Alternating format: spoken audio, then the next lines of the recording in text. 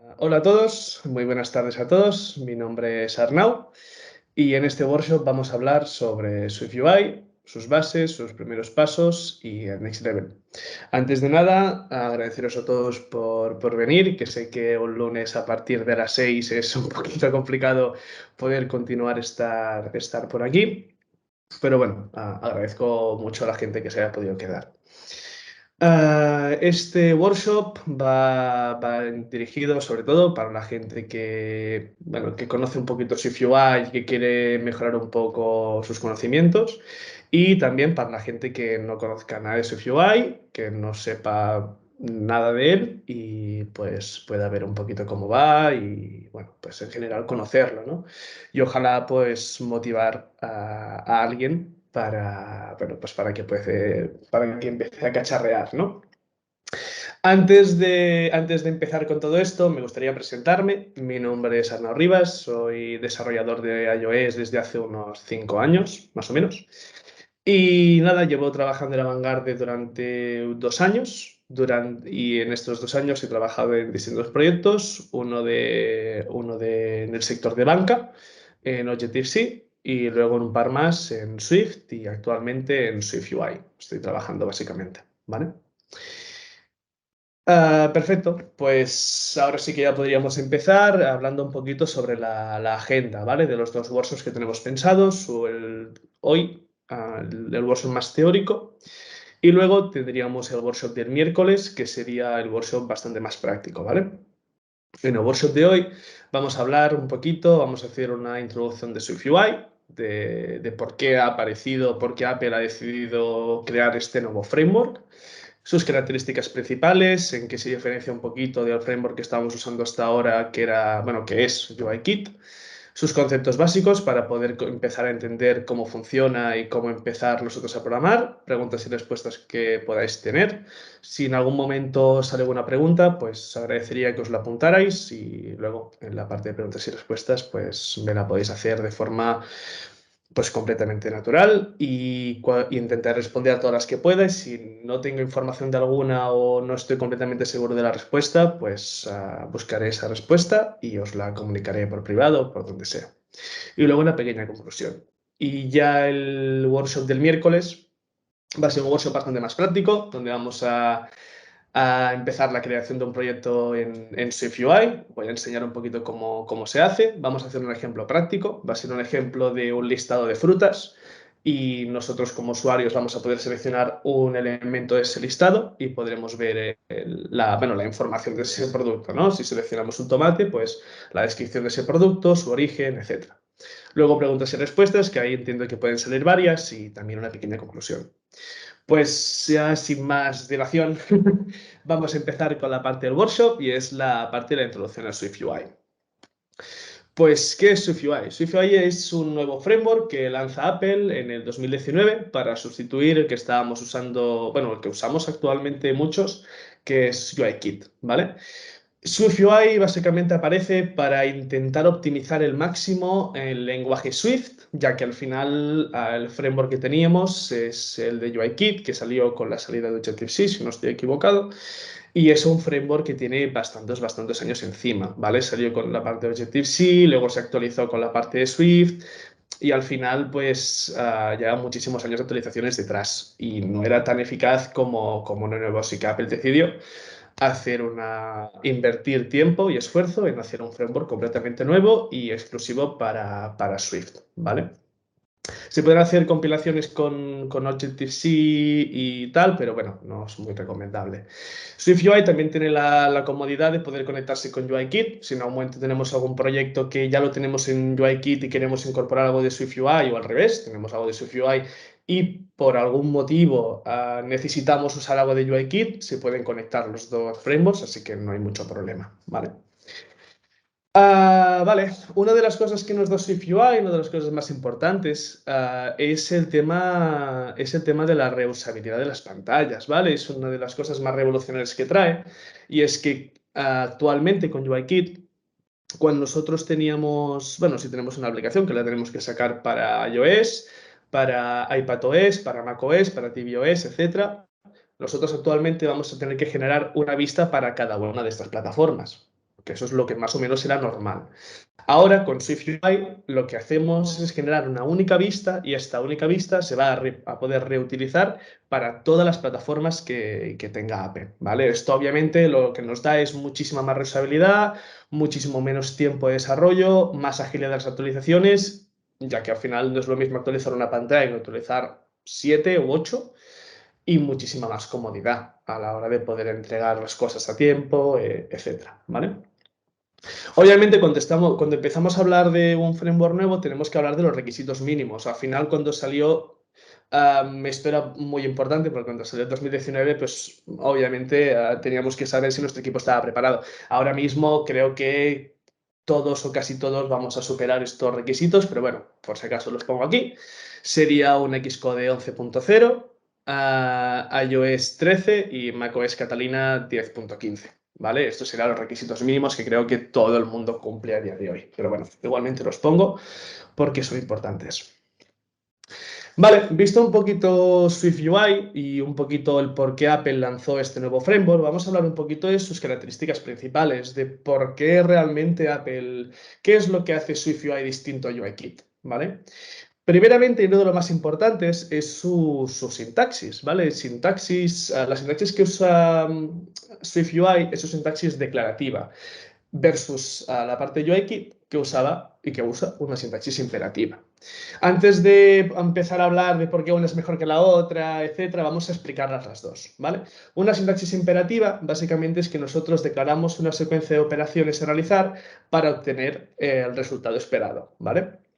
Un ejemplo sería el manual de instrucciones de un mueble de IKEA. Nosotros tenemos un manual donde vamos abriendo y paso por paso nos va diciendo qué tenemos que hacer. En este ejemplo, pues lo vemos. Tenemos un array de 6 posiciones, luego tenemos otra array de integers que está completamente vacía y luego hacemos un bucle contando todos los elementos del primer array y vamos comprobando si el elemento del array dividido entre dos es 0. Si es par, automáticamente hacemos una pena a la siguiente array. Tenemos que ir indicando paso por paso al programa lo que tenemos que ir haciendo. Eso cambia completamente con la sintaxis declarativa. La sintaxis declarativa básicamente es que nosotros especificamos el resultado deseado, pero no cómo lograrlo. Esto lo va a hacer internamente el código. ¿Qué es esto? Vamos a poner un ejemplo. Pues nosotros vamos a un anuncio de IKEA. Por ejemplo, en anuncio de IKEA, nosotros podemos ver el producto, podemos ver cómo está montado y a partir de ahí podemos ver si nos gusta o no nos gusta en alguna parte de la casa donde lo queremos meter, pero en ningún momento estamos pensando en cómo crear ese objeto. No hace falta. Yo te doy ese objeto y tú lo pones en tu casa. Ya está. No hace falta saber cómo montarlo. Al final también es que nosotros en la sintaxis declarativa simplemente especificamos lo que queremos y el lenguaje hace el trabajo por detrás. Otro ejemplo que podríamos poner es una consulta SQL. Si hemos trabajado con las consultas SQL en base de datos, estaremos acostumbrados a hacer un select de de todos los resultados from X tabla. Automáticamente nosotros damos esa consulta y la base de datos se va a encargar con los SQL a devolvernos toda la información. ¿Cómo lo hace? Eso es algo que él hace por detrás y que nosotros nos tenemos que despreocupar, ¿vale? Al final todo esto trae ventajas y inconvenientes consigo. Las ventajas que tiene es que obviamente es mucho más fácil de entender. Al final, como vemos en el ejemplo, tenemos una variable que es, bueno, es una variable donde vamos a hacer un filtrado del array y vamos a comprobar que cada uno de los valores en este filtro, vamos a comprobar que cada uno de los valores que tenga este array, si divididos entre 2 su resultado es 0, es que es par y lo podemos añadir en esta variable, ¿vale? Es muchísimo más fácil, muchísimo más rápido. Y también una de las ventajas que tiene es que tiene mucho menos código a escribir. Al final no es lo mismo escribir una línea o dos que escribir 7 o 8 o las que sean. Luego lo vamos a ver en ejemplos que realmente el código se minimiza muchísimo. Y uno de los inconvenientes que tiene, y eso es cierto, es que es mucho más difícil de depurar.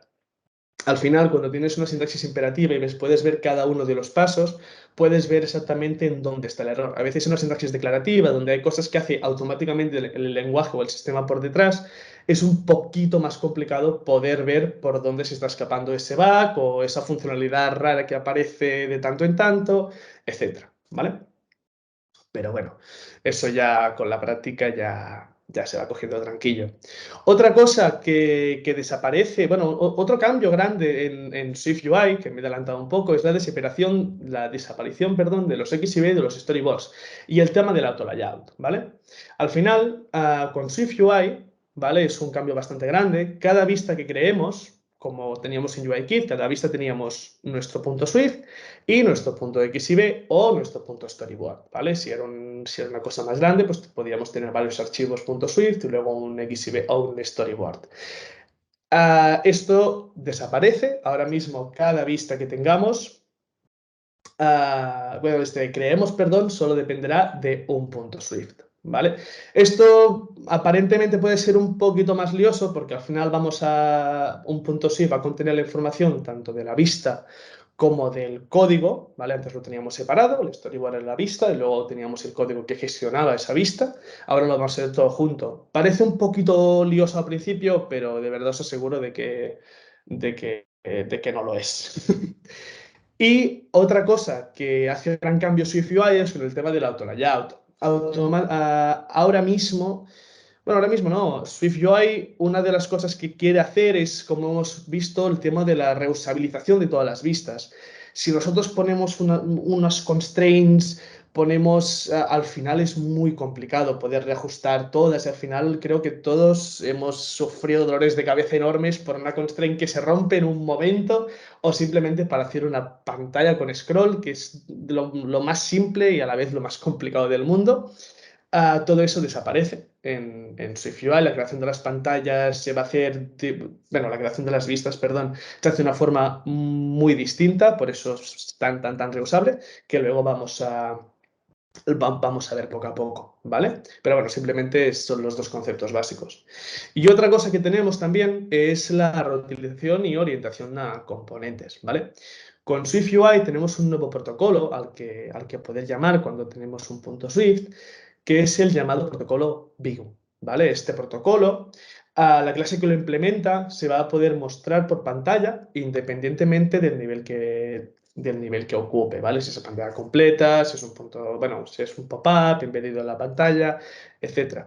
¿Qué quiere decir? Nosotros ahora podemos crear vistas que no tengan un UI table delegate o UI table o un collection no sé qué, no sé cuántos, que tengamos que tener una extension de estas para poder hacer que cuando se seleccione un elemento, cuando el elemento se haya presionado, cuántos elementos en la table vamos a tener, todo eso SwiftUI lo suprime completamente y esos pequeños protocolos ya los tiene directamente añadidos el protocolo View, ¿vale? Nosotros nos podemos olvidar, como tenemos en UIKit, del UI View Controller, el Collection, el Table View Cell, todo esto desaparece completamente, es algo muchísimo más fácil y al final es eso, ¿no? SwiftUI apuesta 100% por su reusabilidad y por su facilidad en el código y al final siempre con una sintaxis declarativa. Y otra de las cosas que obviamente es distinta en la parte de SwiftUI y que creo que es la cosa más llamativa es su nuevo editor, ¿vale? Este sería el nuevo editor de la parte de SwiftUI. El Xcode es exactamente el mismo, ¿vale? Esto no cambia en nada. Simplemente se me ha movido un poquito una imagen que tengo aquí en lateral, por lo que estoy viendo. Pero bueno, simplemente este nuevo editor se abre, aparece, cuando nosotros creamos un archivo .swiftui, ¿vale? Cuando nosotros creamos un archivo SwiftUI, que es .swift, perdón, vamos a ver este editor. Este editor es bastante distinto a lo que nosotros estamos acostumbrados a ver con la parte de UIKit, ¿vale? Aunque trabajamos con Swift y Objective-C, es muy distinto. Primeramente lo que vemos en la parte de la izquierda es el editor de código, ¿vale? Luego entraremos en más detalle con todo esto, pero básicamente vamos a quedarnos con aquí es donde nosotros vamos a poder trabajar, es donde nosotros vamos a añadir las distintas views, los distintos componentes, modificadores y aquí es donde nosotros vamos a generar esa view, ¿vale? Esa view que realmente luego se va a ver en pantalla, en dispositivo, en simulador, donde nosotros queramos. Y luego en la otra parte tenemos el Live Preview, que este es el gran cambio. Realmente cuando ves este nuevo editor es fácil que te recuerdes si has trabajado con Android al editor de Android Studio, aunque es bastante distinto en el hecho de que uno se programa con XML y este se programa en SwiftUI, que son cosas completamente distintas, pero visualmente sí que es verdad que puede parecer, se puede parecer bastante al al de Android Studio. Pues a la parte del Live Preview tenemos un nuevo elemento que no teníamos antes y básicamente sirve para ver los cambios que hacemos en el código por pantalla en tiempo real, por eso se llama Live Preview. Si nosotros en la parte del código vamos añadiendo vistas, vamos añadiendo componentes, automáticamente en la parte de Live Preview vamos a poder ir viendo cómo está quedando esta pantalla sin necesidad de estar compilando una y otra vez, que es lo que nos pasa ahora mismo con la parte de UIKit. Al final nosotros hacemos nuestro storyboard, nuestro XIB, ponemos todas las constraints, luego nos vamos a código, luego vamos compilando para ver que realmente se ve bien, que no se rompan las constraints, etc. Aquí todo esto se nos va. Es muchísimo más rápido, muchísimo más fácil, ¿vale? Al final esto nos da muchísima más fluidez y bueno, pues muchísima más agilidad. Al final esta parte tampoco quiero entrar en muchísimo detalle porque creo que va a ser algo que se va a entender muchísimo mejor con la práctica del miércoles que no hablándolo, ¿vale? Así que pues me lo apunto para ver cositas el miércoles. Por parte de las características principales sería un poquito hasta aquí y ahora vamos a hablar un poquito de lo que son los conceptos básicos de SwiftUI, ¿vale? ¿Cuáles son las cosas que tenemos que tener en cuenta para empezar a trabajar con él? Como hemos visto, ¿vale? Vamos a hablar de los structs. Como hemos visto en el editor de antes, ¿vale? Si pongo la pantalla aquí, vemos que en la parte del editor de código tenemos un par de structs, ¿vale? Una cosa completamente distinta. Bueno, aparte de un import de SwiftUI, obviamente, tenemos un par de structs. Ya no tenemos clases, ya es una cosa completamente distinta, ¿vale? Vemos que tenemos dos structs. El primer struct, donde pone el struct, el content view, que es la clase donde estamos ahora mismo, que tiene abajo, como podéis ver, un bar body on view. Esto básicamente es donde nosotros como desarrolladores vamos a empezar a trabajar, ¿vale? Aquí es donde nosotros vamos a añadir los textos, las imágenes, las celdas, las tables, lo que nosotros queramos, ¿vale? Aquí es donde nosotros vamos a desarrollar el código y como podemos ver en la flechita roja, en el Live Preview se va a actualizar cada vez que nosotros añadimos algo en este primer struct, se va a ir actualizando la pantalla de nuestro Live Preview del simulador, ¿vale? Luego, el segundo struct, si os fijáis, es un struct porque yo no tiro del protocolo de Vue, sino que tiro de un protocolo que se llama Preview Provider. Es otro protocolo distinto y lo que hace ese struct es que solo afecta a la parte de Live Preview, ¿vale? Este struct está simplemente para que la parte de Live Preview se muestre y nosotros podamos trabajar e ir viendo los cambios en el Live Preview, ¿vale? Si nosotros por algún momento no nos gusta el Live Preview, no lo queremos usar, lo que sea, y queremos quitar ese Live Preview, simplemente eliminamos el struct, ese Live Preview va a desaparecer, vamos a ver el código como lo veíamos antes, y el código va a compilar sin ningún tipo de problema. Quiero decir, este segundo struct solo afecta a la parte del preview, no tiene ninguna repercusión en la parte del código final ni en la aplicación, ¿vale?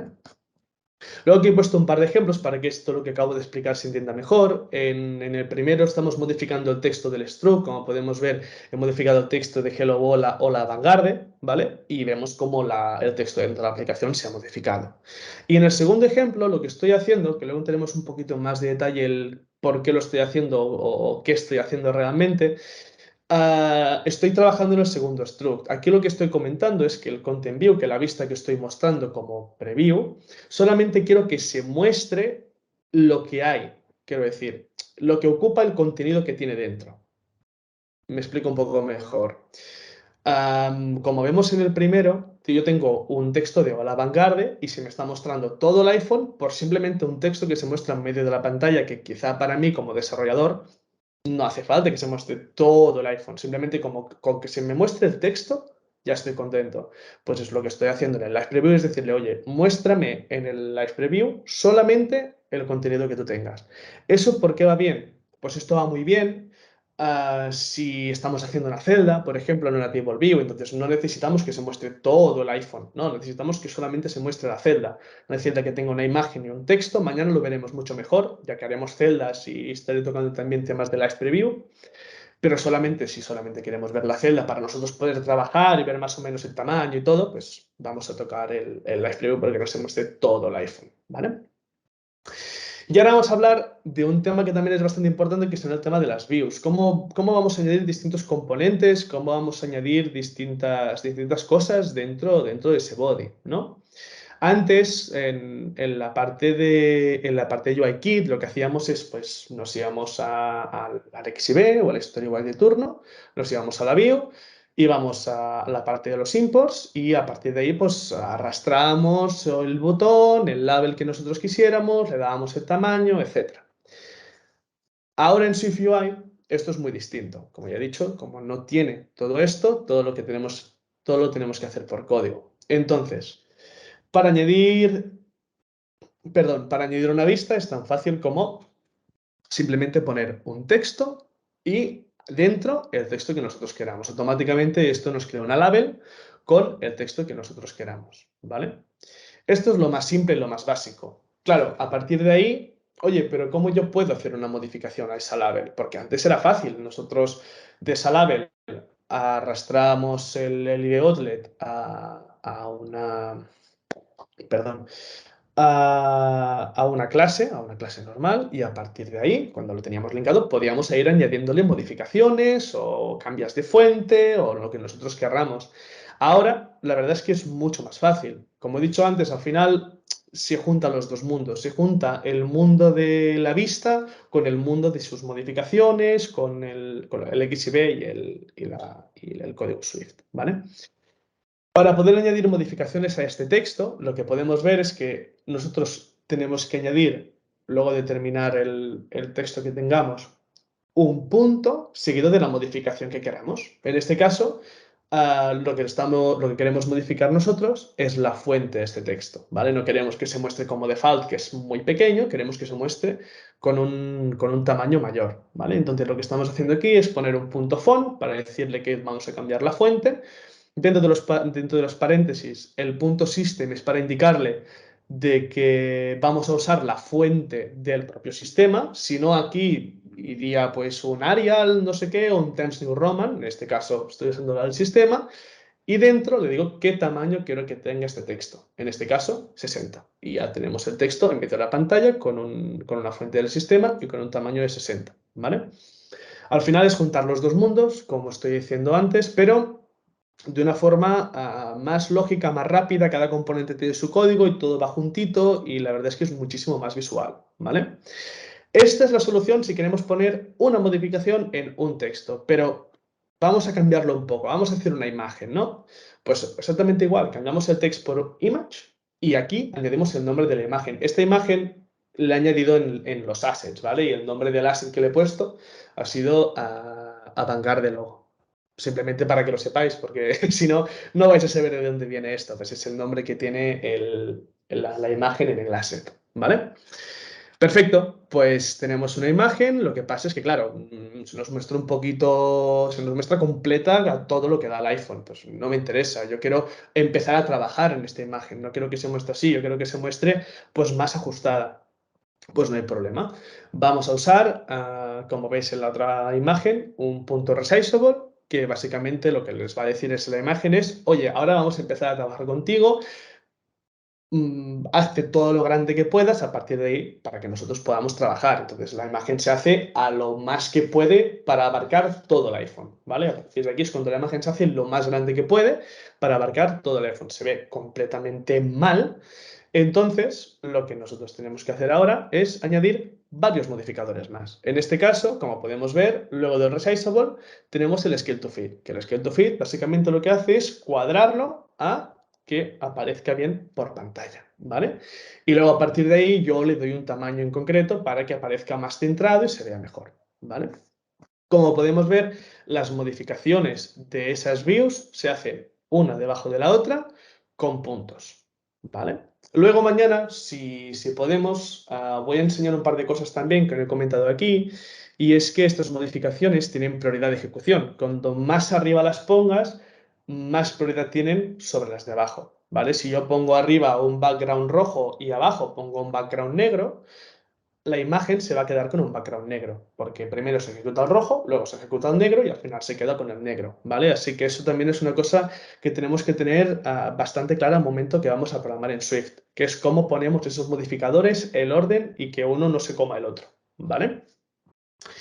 Perfecto, pues claro, en estos ejemplos yo realmente estoy poniendo un texto o una imagen, pero en las aplicaciones reales no vas a tener un texto o una imagen por pantalla, vas a tener varios textos con varias pantallas, con una table view, con lo que queramos, con más textos. Entonces, ¿cómo podemos hacer eso? Pues SwiftUI lo que nos dice es que usemos contenedores. ¿Qué son los contenedores? Realmente esto realmente ya está en la parte de UIKit, que son los stacks. Si alguien lo ha tocado, es algo muy, muy cómodo.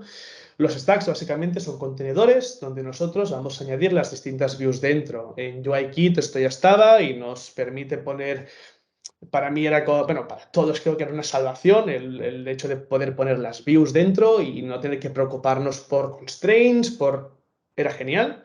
Era muy simple y cuando incluso ocultabas una, automáticamente se reajustaban y nosotros no teníamos que hacer nada, ni calcular constraints, ni nada. Pues así es como funciona SwiftUI entero, ¿vale? Todo funciona por stacks.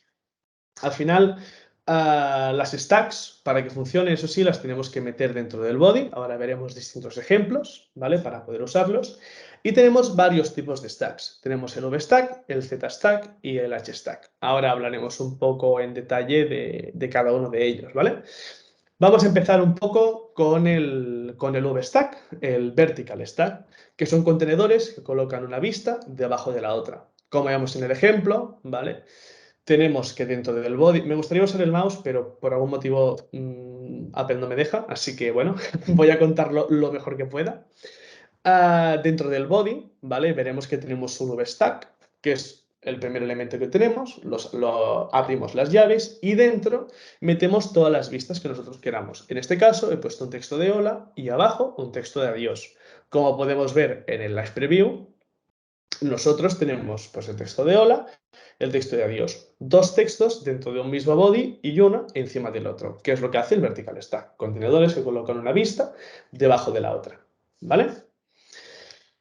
Vamos a pasar ahora con el Horizontal Stack, que básicamente el nombre ya nos está indicando lo que va a hacer. El HStack, Horizontal Stack, son contenedores que colocan una vista al lado de la otra, ¿vale? Vemos exactamente el mismo ejemplo que teníamos antes, pero simplemente que esto ya no es un VStack, sino que es un HStack. Los textos son exactamente los mismos y podemos ver cómo un texto se pone al lado del otro, no uno encima del otro. Y un momento que voy a beber agua, por favor.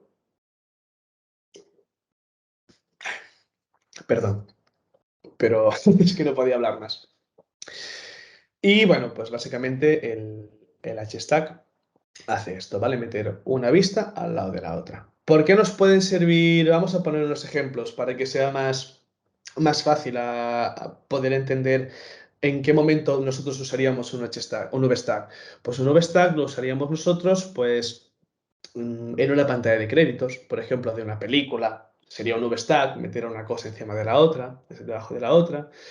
Podríamos hacerlo en la pantalla de Home, por ejemplo, para meter una carta o cada elemento uno debajo del otro, como se hace en todas las aplicaciones. Se podría hacer, por ejemplo, incluso en un formulario de login para poner la label arriba, bueno, el text file arriba de usuario, el otro contraseña, el otro el botón de login, por ejemplo. Esto es un stacks. ¿En qué momento podríamos usar un HStack? Pues un HStack lo podríamos usar en una celda. Nosotros tenemos una imagen y al lado podemos tener un nombre de esa imagen, ¿vale? Mañana justo vamos a hacer ese ejemplo, el miércoles, perdón, donde vamos a tener la imagen de la fruta y al lado el nombre que le corresponde, ¿vale? Entonces, por eso se pueden usar más los HStack. Y luego tenemos los ZStack, que aquí todavía no había entrado.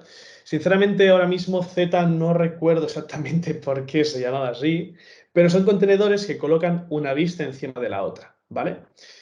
Como podemos ver en el ejemplo, mismo ejemplo todo el rato, pero ya no es un VStack ni un HStack, es un ZStack. Entonces tenemos los dos textos iguales, las dos vistas iguales, pero vemos que en el Live Preview una vista está encima de la otra, ¿vale? Aunque no se vea muy bien, el hola estaría detrás y el adiós estaría delante, ¿vale? Aunque no se aprecie muy bien, pero como tienen orden de prioridad, cuando más arriba lo pongas, primero se va a ver, entonces el hola está detrás y el adiós está delante. ¿Cómo podríamos usar esto? ¿En qué momento nosotros querríamos usar esto? Pues, por ejemplo, si nosotros querríamos poner una card con un fondo de una imagen, por ejemplo, nosotros pondríamos un Z-stack, pondríamos una imagen y encima de esa imagen podríamos un texto de lo que sea. Entonces queremos que un elemento de imagen esté por debajo de otro elemento que sea un nombre o un texto que esté por encima de esta imagen, ¿vale? Una carta o realmente lo que queramos, ¿vale? Luego, viendo esto, claro, obviamente, pues yo puedo tener una aplicación que sea de forma vertical, que sea de forma horizontal, que esté una cosa encima de la otra, pero mi pregunta y la que nos podemos hacer ahora mismo es, ¿podemos meter stacks dentro de stacks? Es un poco loco, pero podríamos hacerlo. Sí, claro, no hay ningún tipo de problema. Básicamente, así es como funcionan todas las pantallas de Swift. Vamos a meter un stack principal donde vamos a tener pues, lo que nosotros querramos, en un VStack, y luego pues quizá tenemos una collection view o unas imágenes que queremos que estén en horizontal, porque lo que sea, pues claro que sí, dentro de los stacks podemos meter otros stacks dentro, no hay ningún tipo de problema. Tenemos que tener cuidado, eso sí, del orden de prioridad, como más arriba, más rápido se va a mostrar. Cuando más abajo, más tarde se va a mostrar. ¿Vale? Y otra de las dudas que pueden aparecer es, obviamente, ¿y si no pongo stacks? ¿Qué pasa si no pongo stacks? Quiero decir, ¿por qué tengo que poner stacks? Pues los stacks son necesarios, porque al final, como hemos comentado anteriormente, son contenedores de contenido. Si no añadimos esos contenedores, el body de SwiftUI no sabe cómo apilar esos componentes. No sabe si ponerlos uno encima del otro, uno al lado del otro, uno encima del otro, no tiene ni idea. Y como no lo sabe, como vemos en el simulador, perdón, en el live preview, nos genera dos previews. Porque él pone el texto al medio por default. Y como no sabe cuál tiene prioridad, cuál tiene que ir arriba, cuál tiene que ir abajo, automáticamente te genera dos previews. Y te dice, oye, yo te genero dos vistas y ya tú como programador ya harás lo que tengas que hacer. Pero yo te genero dos vistas porque no sé darle prioridad a las views. No sé cuál meter encima, cuál meter debajo. No tengo ni idea. Entonces, por eso, siempre que vayamos a trabajar en Swift, vamos a trabajar con los stacks, ¿vale? Ya que al final no tenemos constraint, pues es la forma de poder apilar el código. Vamos a hablar también de una cosa bastante importante y al final somos desarrolladores, pues al final nosotros trabajamos siempre con properties, ¿vale? Con las propiedades, cómo nosotros vamos a añadir esas propiedades, cómo vamos a almacenar la información que tengamos, etcétera. Pues las properties son exactamente iguales que en Swift. Todo es exactamente igual. Aquí he puesto un par de ejemplos de una variable de texto que es un string y que lo igualo vacío, o una variable de descripción que es un string que puede tener contenido o no, por ese interrogante, ¿vale? Simplemente que las variables dentro de SwiftUI los vamos a meter dentro del struct, ¿vale? Como podemos ver aquí, struct content view de protocolo view, lo abrimos, aquí metemos todas las variables que nosotros querramos y luego tenemos la parte del body donde ya podremos empezar a trabajar con ellas, ¿vale? Pero es importante meterlas entre un lado, entre la parte del struct y la parte del body, ¿vale? Al final, como ya he comentado, las properties se crean igual que las de Swift, pero SwiftUI tiene un componente, tiene una propiedad, tiene algo, las propiedades, para decirlo de otra forma, tienen una cosa bastante distinta que las hace únicas, que son lo que se llama en SwiftUI las property wrappers, ¿vale? Voy a hablar un poquito más técnico aquí, quizás es un poquito teórica, un poquito más densa, pero voy a intentar ir definiéndola lo máximo que pueda, ¿vale? Es un poquito de entender al principio, pero luego poco a poco, con los distintos ejemplos que vamos a ir viendo, creo que va a ser algo bastante fácil de entender y sobre todo si a alguien le queda alguna duda, por favor que me la haga luego o si no, el miércoles vamos a poner en práctica algunos de estos, así que los vais a poder ver en funcionamiento y si hay alguna cosa que todavía no entendáis, incluso con preguntas, os animo a venir el workshop del miércoles y lo podáis entender mejor, ¿vale? Vamos a hablar ahora de las property wrappers. Una property wrapper, vamos a ir un poquito a la teórica pura y luego ya ir explicando.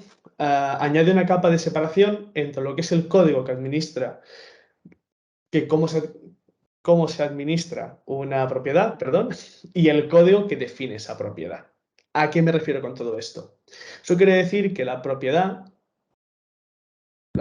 que tenemos aquí, como un var title text, que es un string, va a seguir trabajando normal, almacenando la información que tenga que almacenar cuando la tenga que almacenar, es un string al final, nosotros vamos a poder guardar esa información en esa variable, eso no se modifica, pero la property wrapper es una cosa que se añade delante de esa propiedad que ahora veremos, que va a hacer que a la propiedad, aparte de almacenar lo que tenga que almacenar, un string, un int, lo que sea, tenga unas funcionalidades extras, ¿vale? Tenga unas cosas extras que nos ayuden a nosotros como desarrolladores. Al final todo esto surge porque esto es una sintaxis declarativa, ¿vale? Y ahora vamos a entender un poquito el por qué. Hay muchos tipos de property wrappers, la verdad es que hay muchísimos, pero los que yo me he usado en mi día a día y al final los más comunes son estos, ¿vale? El @state, el binding, el state object y el publisher, y esto los pongo juntos porque van muy atados, y el app storage, ¿vale? Vamos a empezar Sí, vamos a empezar a hablar del state, ¿vale? Del @state.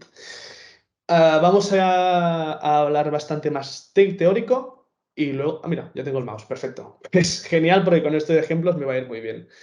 Vamos a explicarlo de la forma teórica más pura y luego voy a ir explicando el ejemplo para que se entienda, ¿vale?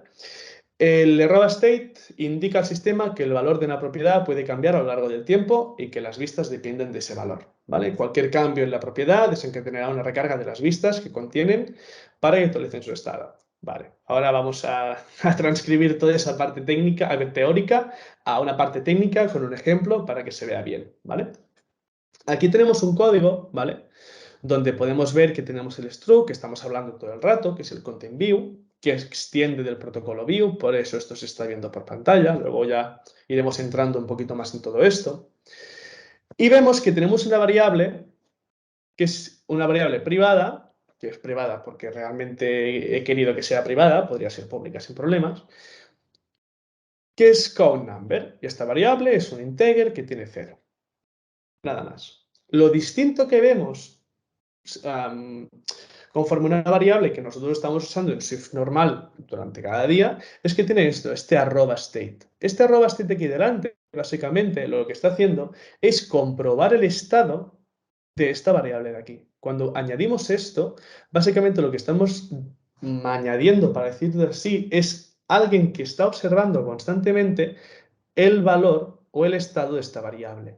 En el momento que esta variable se modifique por algún motivo, esta variable va a alzar la mano y nos va a decir, esta property wrapper, va a alzar la mano y nos va a decir, hey, me he modificado, ¿vale?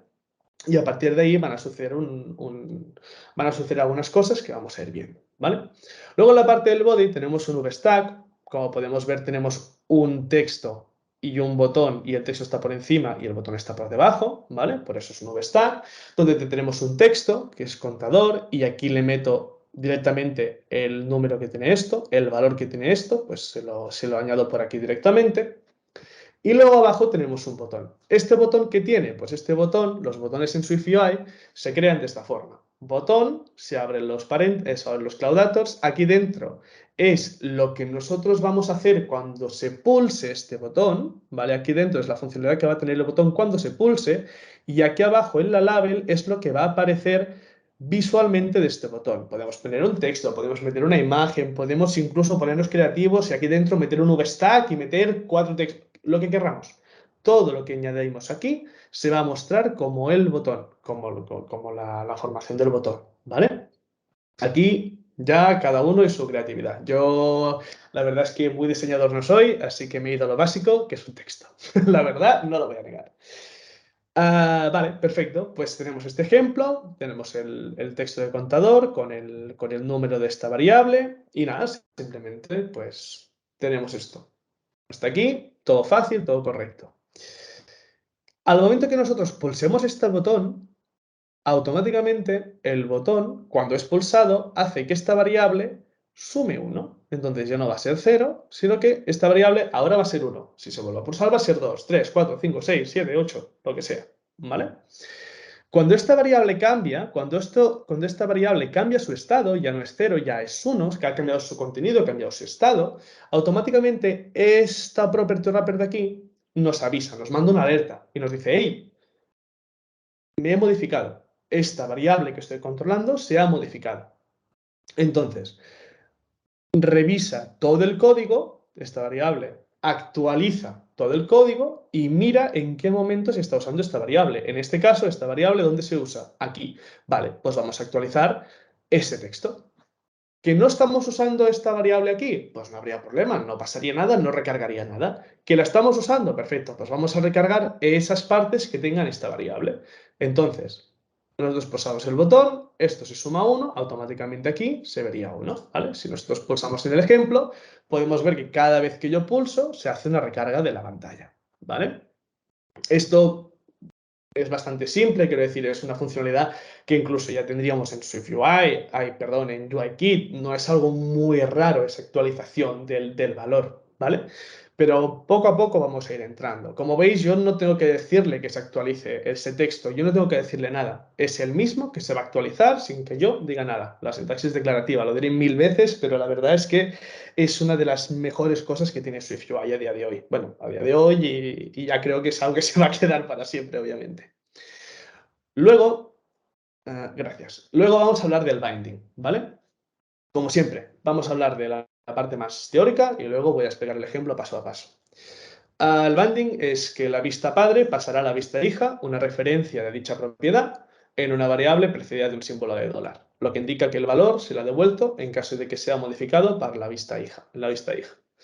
Esta nueva vista tiene el derecho a leer y escribir esta propiedad, pero si lo hace, se encadenará una recarga de las vistas que contienen para que actualicen su estado. Vale, una vez leído toda la parte más teórica, vamos a pasar al ejemplo, que va a ser algo bastante más fácil de entender, ¿vale?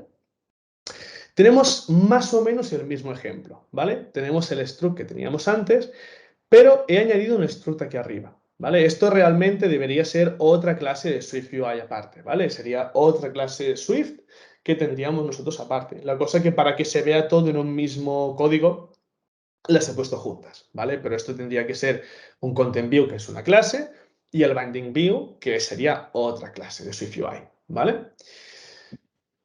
Nosotros seguimos con el Content View, que es la clase con la que vamos a empezar a trabajar. Mañana contaré por qué empezamos con un Content View siempre en SwiftUI que se puede modificar, pero porque por defecto siempre se empieza con un Content View, ¿vale? Cuando empecemos con el Content View tenemos lo mismo, el @state de esta variable, ¿vale? Del call number. Simplemente, os repito, es una property wrapper que nos va a comunicar si en algún momento se hace un cambio de esta propiedad. Nada más, algo simple. Perfecto. Vamos a la parte del body, vemos que tenemos el mismo texto, pero vemos una diferencia. Vemos que ya no tenemos un botón, sino que tenemos la referencia a otra clase, ¿vale? A otra clase de SwiftUI. Perfecto, pues nosotros la llamamos aquí directamente y vemos que esta nueva clase de SwiftUI tiene una variable dentro, ¿vale? Tiene una variable dentro que le demos que sea de tipo int. No le decimos que tenga ningún tipo de valor y vemos que esta variable es de tipo binding. ¿Qué quiere decir que sea de tipo binding? Simplemente lo que estamos haciendo es le pasamos esta variable que tenemos aquí, que es el state, que es donde nosotros la creamos, le decimos que es 0, todo bien, lo ponemos en un texto, perfecto, y cuando llamamos esta segunda clase, lo que estamos haciendo es pasarle esta variable, no el contenido de la variable, no que si es un 2, páseme un 2. No, te vamos a pasar la variable entera. Y aquí vas a almacenar lo mismo que tienes aquí. En el momento que yo edite esta variable de aquí, es como si estuviera editando esta variable de aquí, ¿vale? Es como si yo le estuviera pasando la referencia por memoria. Entonces, cuando yo modifique esta variable de aquí, estoy modificando esta variable de aquí. Por eso se usa un binding, ¿vale? Por eso no pasamos un var, porque nosotros no queremos igualar una variable. No queremos decirle, vale, dame el 2, ok, creo otra variable que también tengo un 2. Si modifico una, no estoy modificando la otra. Son dos variables completamente separadas. Con el binding lo que estamos haciendo es pasarle la misma variable. Si yo modifico una, estoy modificando esta también. Y si modifico la cuarta, Si lo paso 7 veces, pues a la que modifique, si la pantalla 7 modifica una variable binding, automáticamente se va a modificar en la sexta, en la quinta, en la cuarta, etcétera, ¿vale? Perfecto, vamos a seguir. Vemos que en la segunda clase que tenemos, en la segunda struct, vemos que tenemos un VStack, todo esto normal. Esto realmente no haría falta porque solo es un componente, pero bueno, si lo pones o no lo pones, la verdad es que yo ya lo pongo porque te queda un código mejor y si en algún momento tienes que hacer algún update o cualquier cosa, pues ya sabes que se va a apilar una cosa encima de la otra. Pero realmente aquí no caldría, ¿vale? Pero lo pongo ya Tenemos exactamente lo mismo que teníamos en el otro lado. Un botón, vamos a modificar esa variable cuando la pulsemos y una label del texto, ¿vale? Como teníamos en este ejemplo de aquí, simplemente que aquí lo teníamos todo en un mismo struct y aquí perdón, ahí. Y en aquí lo he dividido en dos, ¿vale? Pero como vemos, todo aquí visualmente se muestra igual. ¿Por qué? Porque esto tiene un protocolo de view y esto tiene un protocolo de view. ¿Qué quiere decir? Que si es un struct y tiene este protocolo, se va a mostrar por pantalla, ¿vale? Como hemos visto antes. Genial. ¿Qué vamos a hacer ahora? Pues fácil. En el momento que nosotros pulsemos este botón de aquí, este botón de este nuevo struct se va a actualizar el contenido de esta variable. Cuando esta variable actualice su contenido, este binding va a pasar la información rápidamente a este state. Le pasa la información, le dice, oye, me han modificado esta variable, simplemente que lo sepas, ya está. Me han modificado esto, te lo paso. Al momento de que esta se lo pasa y esta cambia su valor, automáticamente el state vuelve a decir, oye, me han modificado, me da igual quién sea, si es mi clase, si es la clase hija, la clase, me da igual.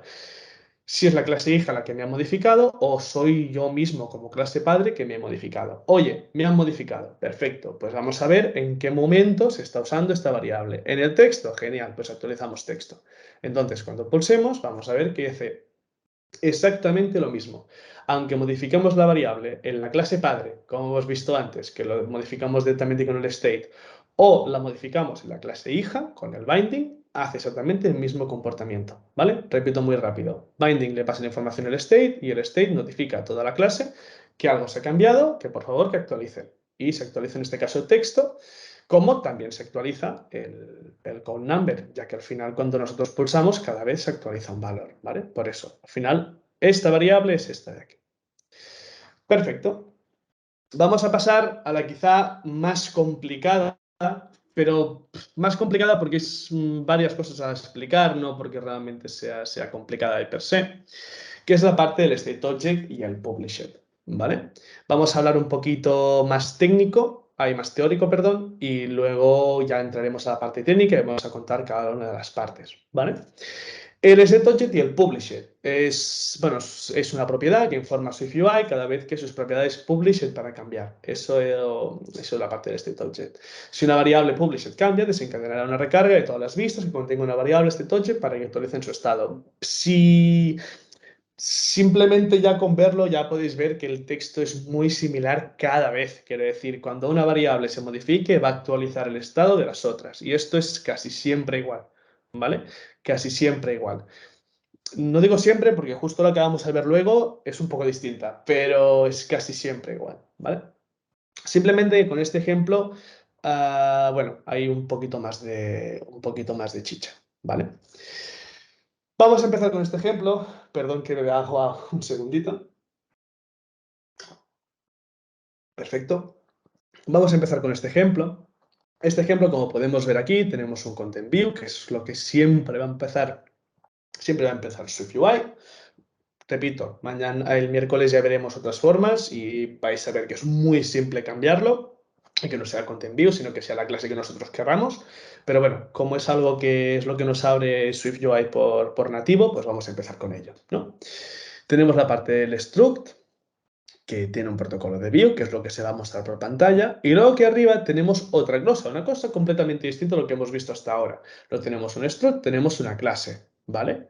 Ya no es un sitio que se va a mostrar por pantalla, no, esto va a ser una clase, es una cosa completamente aparte, es donde tendríamos nosotros, para que nos entendamos, perdón, a nuestro view model. Por ejemplo, una de las arquitecturas que más se usa en SwiftUI es el MVVM, ¿vale? El modelo el modelo View Model, ¿vale? A partir de ahí, pues nosotros en esta clase tendríamos pues las llamadas pues yo qué sé, tenemos un listado de productos, pues a partir de ahí tendríamos la llamada a servicio. Cuando tengamos esa información es la que nosotros pintaríamos por pantalla, ¿vale? En las clases se hace como la lógica más importante, por decirlo así, o visualmente y teóricamente tendría que ser así, y luego en la parte del struct, de la parte de la view, es donde nosotros pues vamos a dar esa información bastante más mascarita, ¿vale?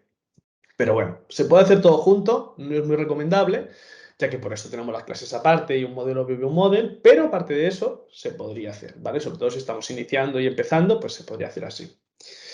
Vale, seguimos con el ejemplo, que me voy yo por las ramas. Tenemos la parte del estudio Content View, que tira de un protocolo de View, y luego abajo tenemos una variable nueva, bueno, un property wrapper nuevo, que se llama StateObject, que tira de una propiedad que todas las he puesto privadas por costumbre, pero sinceramente no caldría que fueran privadas, que tira de esta clase de aquí, de Data Provider. Esta clase es esta clase de aquí, ¿vale?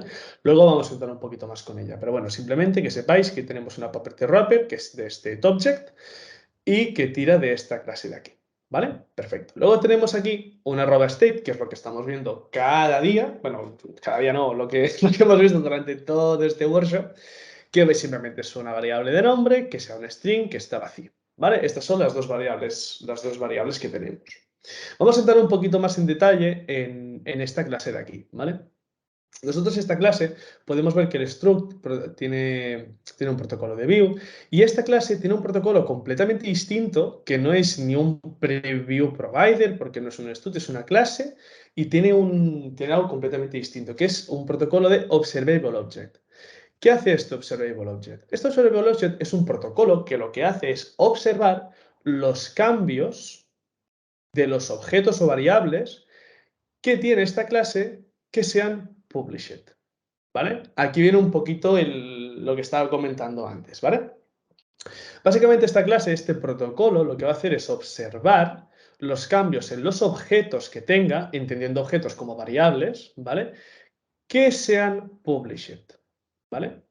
Cuando nosotros tenemos esto, automáticamente hacemos que la clase notifique los cambios en las variables published que nosotros tengamos. ¿Eso quiere decir que si tengo 7 variables published y 2 variables que no lo son, va a notificarme siempre? Sí, si la variable que se está actualizando es published. Si la variable no es published, es normal, es una @state, lo que sea, ahí no va a notificar nada, ¿vale? Puede ser una variable normal, puede ser que tenga una property wrapper distinta, ahí no se va a notificar nada. Solo el observable object solo va a notificar modificaciones que sean @published, ¿vale?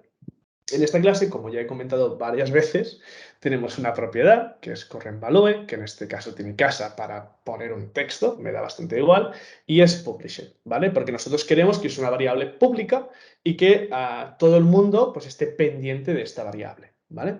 Y luego que tenemos una función, que luego ya entraremos en ella, es una función muy, muy simple. Simplemente es para cambiar el valor de la variable que tenemos a un nuevo valor que nos va a venir por parámetro, que es de tipo string, ¿vale? Esto es la clase. Luego, en la parte del struct, como ya he comentado, tenemos el StateObject, el state, y luego tenemos el body, ¿vale? La parte del objeto como tal, donde nosotros vamos a empezar a pintar la vista.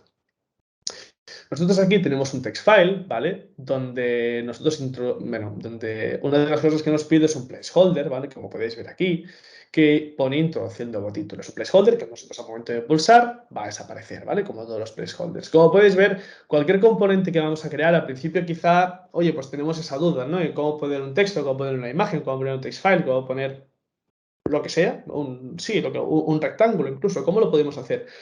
Es una búsqueda rápida en internet, ves el componente, lo pones y automáticamente ya se está mostrando, ¿vale? Y poco a poco te vas a ir quedando con esos componentes. Lo que vemos aquí, ¿vale? Es el tema del text file, donde tenemos un placeholder con un nombre. Y a partir de aquí, lo que nos pide también es un texto, ¿vale? ¿Qué es ese texto? Este texto y esto de aquí es donde se va a ir almacenando cada una de las letras que introduzca o elimine el usuario, ¿vale? Al final, como hemos visto antes, este state lo que hace es notificar de los cambios. Nosotros, al poner este dólar delante, lo que estamos haciendo es como activar este state, para decirlo así. Es como que vayamos a la misma posición de memoria y vamos a ir modificando esta variable, ¿vale? Por eso, cuando nosotros pulsemos y empezamos a escribir lo que sea, cada vez que nosotros escribimos o eliminamos, esta variable se va a modificar y el @state lo va a notificar, ¿vale? Lo notifica, oye, me he actualizado. Pero realmente, cuando va a mirar si en la clase tenemos algo de name, pues no se va a mostrar nada, excepto obviamente de lo que introduce el usuario. Pero no tenemos ninguna label donde se muestre, ningún texto donde tenga que aparecer, así que, bueno, simplemente pues lo notifica, oye, hay un cambio, pero no pasa nada, ¿vale? Simplemente pues la view sigue trabajando normal, no hacemos ningún tipo de actualización. Luego, podemos ver aquí abajo que tenemos un botón. Todos los ejemplos he intentado que sean exactamente iguales y que la funcionalidad sea la misma para no perder el tiempo intentando entender el ejemplo, sino que veamos qué hace cada ejemplo y cada botón, ¿vale? En este caso el botón, bueno, la label que se muestra va a ser un actualizar título, como vemos aquí, y cada vez que se pulse vamos a hacer una llamada a esta property y vamos a decirle que esta property que tira de esta clase ejecute una función. Como hemos dicho antes, las property wrappers es una capa, aportan una capa por encima de cosas distintas que pueden dar, con funcionalidades distintas que nos pueden dar esas propiedades para hacer para hacer todo mucho más ágil, mucho más cómodo. Pero al final las propiedades siguen siendo propiedades. Entonces, como en Swift, normal y corriente, nosotros cogíamos una propiedad que tiraba de una clase y adjuntábamos a una función, o lo hacíamos en Objective-C, pues exactamente igual lo podemos hacer en Swift UI, ¿vale? Al final, aquí dentro es donde nosotros vamos a añadir esas partes de código. Pues exactamente igual, cogemos esta variable y hacemos una llamada a esta función de aquí. Simplemente que el título que le pasamos es el nombre, es el texto que ha introducido el usuario pues en su text file. Si el usuario ha puesto hola, pues automáticamente el texto que va a tener aquí es hola, porque al momento que el usuario lo ha ido introduciendo, se ha ido almacenando en esta variable, que es esta variable. ¿Por qué en esta variable no le ponemos el hashtag, el dólar? Pues que esta variable no queremos que sea un state, simplemente es un string. Es una variable string, no es state, no es binding, no tenemos que estar comprobando en ningún momento que se esté actualizando. Nos da absolutamente igual. Simplemente lo que queremos hacer es pasarle el valor que tiene, nada más. Repito, la propiedad sigue siendo una propiedad y la vamos a usar como es una propiedad. Las property wrappers nos dan otras cosas. Perfecto. Pues cuando nosotros pulsemos en este botón, vamos a llamar a esta función. Esta función tiene un título que es un string. Perfecto. ¿Qué va a hacer esta función? Esta función lo que va a hacer es coger la variable que tenemos en esta clase, que es publisher, recuerdo, y la voy a igualar al título que haya introducido el usuario. Por ejemplo, nuevo título, que es el ejemplo que vamos a ver luego. Nuevo título. Le voy a actualizar título. El texto que se pasa por aquí sería el nuevo título, se adjunta aquí y el current value ya no es casa, sino que será nuevo título, que es el texto que ha introducido el usuario. Cuando se realiza este cambio de aquí, automáticamente el current value cambia su estado. Ya no es casa, ya no es... No, automáticamente el valor de este objeto se ha modificado. Ahora es otra cosa, lo que sea. Como es una variable published, el observable object de aquí dice, oye, he observado una modificación en un objeto, variable en este caso. Cada vez que digo objeto, realmente me estoy refiriendo a variable, ¿vale? Que sea published. Ok, perfecto. Pues como he hecho una modificación, perfecto, pues vemos que tenemos un cambio. Automáticamente esto lo voy a notificar. Oye, me he modificado. Todos los step objects que comprueban el estado del objeto en general, de la clase del objeto en general, es quien va a recibir esa notificación. Y va a decir, oye, pues esta clase se ha modificado. El state son para variables más normales y el state object serían para objetos normales, como sería una clase, ¿vale? Simplemente digo que el object sea una variable para que entendamos que observa los objetos o variables que sean published. Perfecto. Cuando se hace una modificación, esto lanza un evento de forma completamente interna en Swift UI, yo no tengo que hacer nada, y el state object recibe esa alerta y recibe esa modificación. Como la recibe, automáticamente va a comprobar en el código dónde se está llamando ese texto. Ese texto se está llamando aquí. como el título, tengo dataprovider.currentValue. Como el currentValue se ha modificado, simplemente, pues nada, vamos a poner el nuevo texto y ya está. Repito, y la verdad es que es lo mejor que tiene. Nosotros como programadores simplemente tenemos que meter los textos donde queramos y despreocuparnos de hacer esas actualizaciones. ¿Cómo lo haríamos en UIKit? Pues en UIKit probablemente lo que tendríamos que hacer, así pensando rápido, no lo tenía preparado, pero pensando rápido, probablemente cambiando eso de otra clase, tendríamos que activar un toggle de alguna forma o un delegate que devolviera el texto de la hija, la devolviese al padre, hacer esa modificación con un delegate probablemente, con un toggle o con lo que sea, probablemente como un delegate, y a partir de aquí hacer esa modificación y que se volviera a mostrar por pantalla, ¿vale? Hacer ese reload de la vista o lo que sea. Es muchísimo más trabajo, muchísimo más tiempo y al final muchísimo más difícil de comprender y entender para una persona que está empezando. Esto es muchísimo más fácil, rápido y de verdad que es muy, muy, muy cómodo programar así. Se mezcla un poco todo, ¿vale? Como vemos, tenemos la lógica normal y la lógica de SwiftUI, de Swift y de SwiftUI, pero es bastante, bastante cómodo. Luego, más adelante, ya bastante más, hay formas también de hacer como grupos para que sea más cómodo, para que visualmente lo podamos entender a la primera, porque el problema que tenemos aquí es que nosotros generamos muchísimas líneas de código, ¿vale? Muchísimas. Porque con este ejemplo ya nos muestra casi toda la pantalla. Pues imagínate una clase normal que no tiene 3 componentes, sino que tiene 8, con un scroll view. Pues obviamente pues aquí la cosa va sumando. Perfecto. Pues como vemos en el ejemplo, este punto padding, que no lo he comentado, es simplemente para que los objetos no se queden pegados al iPhone, ¿vale? No se queden pegados aquí, sino que tengan un poquito más de margen, ¿vale? Nada más. Este padding dentro se le puede decir si lo podemos modificar por top, por bottom o simplemente darle un padding general, ¿vale? Que es darle ese margen general a los textos y a todo lo que esté dentro del OverStack, ¿vale? Porque al final esto afecta al OverStack, es una property del OverStack. Perfecto, pues si nosotros damos play y introducimos aquí el texto que queramos, nuevo título, y lo actualizamos, automáticamente el título de abajo se actualiza. ¿Por qué? Pues por lo que he comentado, se modifica una variable publisher, el observable object bueno, manda la alarma y el state object pues recibe esa alarma y actualiza todos los sitios donde se muestre esa variable publisher. ¿Vale? Y ya para terminar, que sé que esto está siendo un poquito largo, vamos a hablar del App Storage, ¿vale? O sea, soy consciente de que es mucha teoría y que esto es mucho mejor verlo en persona, soy consciente porque yo incluso lo preferí cuando tuve que empezar a ver todo esto, pero bueno, hay cosillas de ahí que vamos a ver el miércoles, pero al menos así ya tenéis una pequeña entradita, ¿vale? El App Storage básicamente es una propiedad que almacena el contenido de la variable en el user default del sistema. Estoy leyendo literalmente lo que pone. Con esta property wrapper podemos acceder donde se almacena la propiedad y saber su estado. Básicamente, lo que hace esta property wrapper es acceder, vale, vamos a contar un poquito más el ejemplo, es acceder a la pasta del user defaults, que por si alguien no sabe lo que es el user defaults de iOS, os lo cuento en un momento. En iOS hay formas de almacenar información, hay formas más seguras, hay formas volátiles, hay formas menos seguras, ¿vale? La forma más segura, donde se almacena incluso es donde se almacenan las contraseñas e incluso podrías almacenar algo más si fuera muy, muy necesario, es el keychain, ¿vale? Ahí es donde nosotros, tanto en el iPhone como en el Mac, como donde nosotros querramos, todo que sea dispositivo Apple, va a almacenar ahí las contraseñas de forma nativa, ¿vale?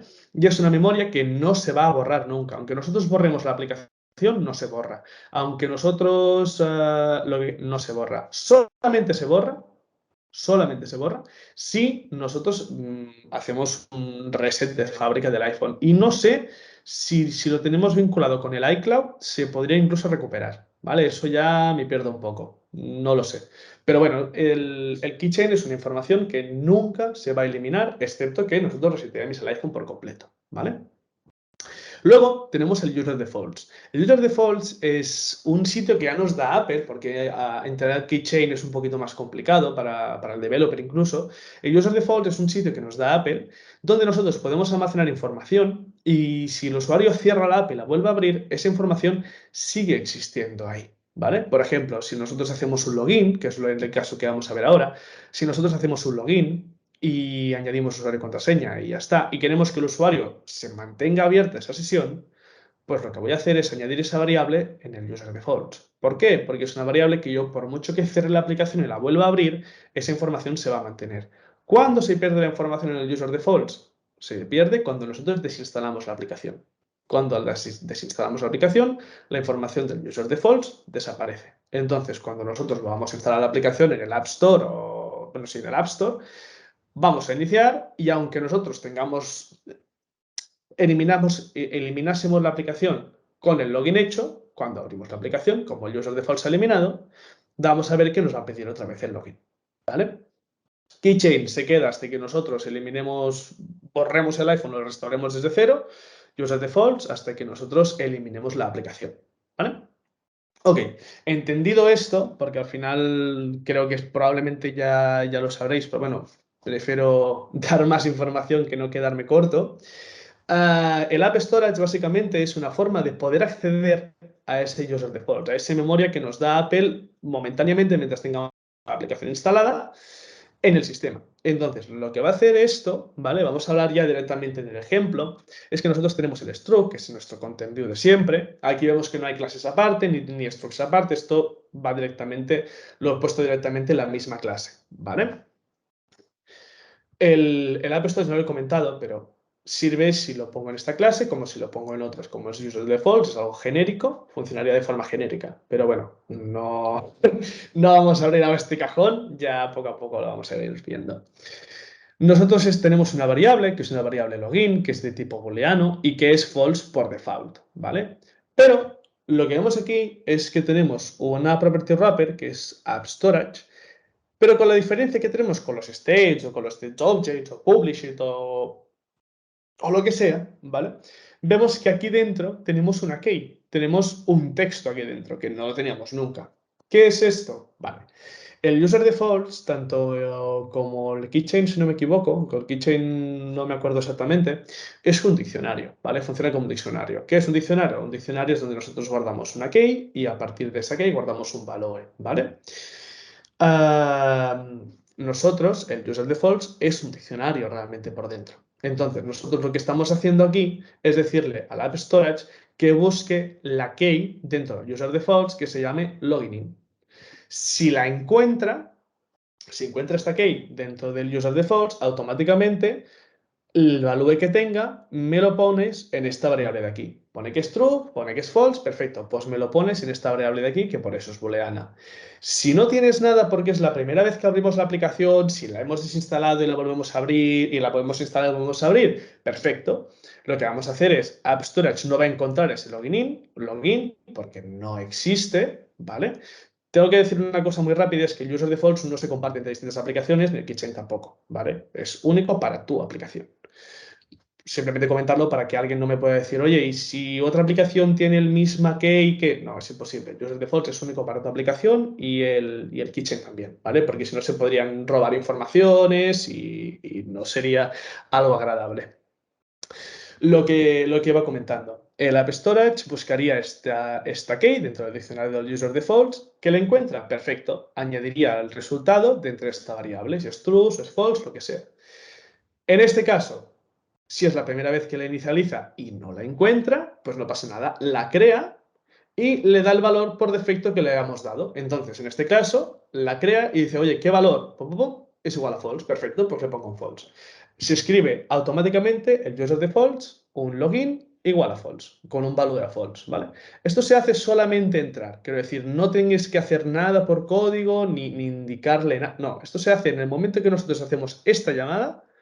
Bueno, esta variable ya la creamos aquí, automáticamente ya se ha buscado la variable y si no, ya se ha creado, ¿vale? En el userDefault. No tenemos que hacer nada nosotros por debajo, ni en la parte del body, no nada. Y luego tenemos dos states, un username y un password, porque vamos a hacer básicamente un usuario y contraseña, una pantalla de login, ¿vale? Luego, este ejemplo ya va a ser mucho más simple, ya lo hemos estado viendo antes, pues exactamente igual. Un VStack, vamos a comprobar primeramente cómo está el valor de esta variable. Claro, al final hemos dicho que esto se guarda en el defaults, entonces si yo he hecho login una vez, cierro la aplicación y la vuelvo a abrir, no tengo que volver a hacer login. Yo ya he hecho login. Ya volveré a hacer login cuando yo crea o cuando yo quiera o crea que me tengo que desloguear. Entonces, obviamente, ya vamos a poder hacer login. Pero si cada vez que nosotros abrimos una aplicación de Instagram o de WhatsApp tenemos que hacer login cada vez, sería una locura. Pues básicamente vamos a comprobarlo. Si esta variable es false, que esta exclamación quiere decir que es false, si es false, básicamente muéstrame por pantalla un text file de usuario con el texto de username. Cuando el usuario introduzca texto aquí, se va a ir almacenando aquí dentro.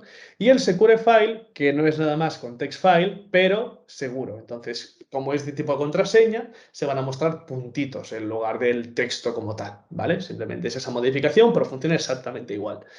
Con un tal de contraseña, no me sale ahora, con un placeholder, perdón, de contraseña, y el texto que se va a ir almacenando por aquí. Perfecto. Luego tenemos un botón que hará que esta variable se modifique al pulsar, ¿vale? El punto toggle lo que hace es cambiar de false a true, ¿vale? Nada más. Y hay muchas cosas que estoy contando que entiendo o que puede ser que mucha gente ya las sepa, pero prefiero contarlas por si en algún momento alguien tiene alguna duda de no saber, pues yo prefiero comentarlo, ¿vale? Y luego la label que vamos a mostrar es un texto de login. Todos los botones en el texto van a ser azules por defecto, ¿vale? No lo he comentado, pero bueno, simplemente es eso. Si lo queremos cambiar, pues añadimos modificador y se lo cambiamos. No hay ningún problema, pero por default son azules. Perfecto, esto está así. Luego, si el login es true, quiere decir que hemos hecho login, vamos a mostrar un texto que es usuario iniciado y un botón que de logout, que luego vamos a ver, un texto de logout, y vamos a hacer que esta variable de login, con un toggle, si aquí era true, aquí será false. ¿Vale? Nada más. Nada más. Cuando nosotros pongamos esta variable a toggle, o sea, cuando hagamos un toggle y esta variable la pongamos a true, automáticamente, cuando se cambia esta variable, el App Storage va a actualizar el value de la key que tenga el user de false. Automáticamente, nosotros no vamos a tener que hacer nada, ¿vale? No tenemos que ir por detrás, hacer un... No, no, no, no. Esto lo hace automáticamente. Cuando hagamos un cambio en una variable, automáticamente el App Storage se encarga de hacer un cambio en el user de false. Nada más. Y si vemos el ejemplo, podemos ver que yo obviamente no estoy creando ninguna API ni nada. Simplemente es usuario y contraseña, le doy a login, usuario inicializado. Lo que estoy haciendo aquí, ¿vale? Me gustaría comentarlo antes de seguir, que es que le he dado a pausa. Bueno, le he dado a stop. A ver, sí, adiós. Bueno, le he dado a stop, ¿vale? Como podéis ver aquí. Y este stop lo que hace es que cada vez que yo le dé aquí, se runea esta aplicación. Se hace un run de esta aplicación. Hay de esta aplicación, perdón, de esta pantalla, ¿vale? ¿Qué quiere decir esto? Pues que nosotros no hace falta que compilemos toda la aplicación para irnos a la pantalla que estamos trabajando, que quizá es un seleccionador de, yo qué sé, que tardas un minuto entre llegar ahí y testear la pantalla. Cuando le damos play, vamos a testear la pantalla que estamos usando con los scrolls y con todas las funcionalidades, ¿vale? Si no tenemos esto activado, vamos a ver la pantalla, pero no vamos a poder interactuar con ella. Al activarlo, nosotros vamos a poder interactuar con ella, ¿vale? Es una cosa que quería comentar mañana, pero bueno, ya que lo estoy haciendo, pues esto. Cuando yo pongo stop aquí, lo que estoy haciendo es resetear resetear la view. Entonces, lo que va a hacer es volver a cargar todo desde el principio. ¿Qué pasa? Como el App Storage yo ya lo he cambiado, aunque yo resetee la aplicación y le diga, oye, la view, perdón, y le diga, oye, vuélvete a cargar la view, como el App Storage ya es distinto, perfecto, pues se va a cargar lo que yo quiera el login, que ya hemos logueado. Entonces, añadimos usuario, añadimos contraseña, hacemos un login, hemos iniciado el usuario, paramos la aplicación, le damos un momento que refresque, usuario inicializado, vamos aquí, vemos que por mucho que yo le dé usuario inicializado, vemos esto porque le he dado logout, vamos a esperar que refresque y lo volvemos a tener, ¿vale? Simplemente es eso, en el momento que nosotros hacemos una App Storage, automáticamente modificamos ese user default, ¿vale? Y la verdad es que por mi parte, la verdad es que poco más, ha sido una horita más o menos, así que si alguien de la presentación, cualquier cosa, tiene cualquier duda, cualquier cosa, pues es el momento de que comente. Básicamente para mí SwiftUI es un framework bastante potente, es muy revolucionario, creo que no solamente revoluciona la parte de cómo nosotros programamos en UIKit, sino que revoluciona cómo se está programando en muchas cosas. Al final, el tema de la sintaxis es algo que, bueno, nos saca muchísimo trabajo. el que todas las cosas sean automatizadas y no tenemos que preocupar, al final nos quita muchísimo, muchísimo tiempo de encima. Es muchísimo más fácil de entender, muchísimo más fácil de aplicar. Las actualizaciones son mucho más rápidas y es mucho más cómodo trabajar con él. Creo que Apple no solamente está cambiando la forma con la que se está trabajando simplemente en iOS, sino que creo que está cambiando la forma de programar en muchos, muchos sentidos. Y haciéndolo muchísimo más fácil y muchísimo más asequible para mucha gente. Porque al final yo empecé en Objective-C y eso yo por suerte venía de C y fue un poco duro, pero más o menos. Pero comparar C con Swift, bueno, Objective-C con Swift o con SwiftUI son mundos completamente, completamente distintos. Y nada, y poco más por mi parte, ha sido una horita más o menos, una horita y media. Y nada, cualquier cosa, pues aquí tenéis las redes de Vanguard. Ha sido un placer, repito, de verdad, muchísimas gracias a todas las personas que se han podido sacar una horita, horita y media para poder estar en este workshop. El miércoles vamos a hacer uno mucho más práctico, ya no va a ser tanta teoría, quizás recorro en algún momento, tengo que coger algo del PowerPoint para explicar algo, pero en general va a ser 100% práctico. Y nada, de verdad, pues gracias por venir, de verdad, gracias. Y nada, nos vemos el miércoles.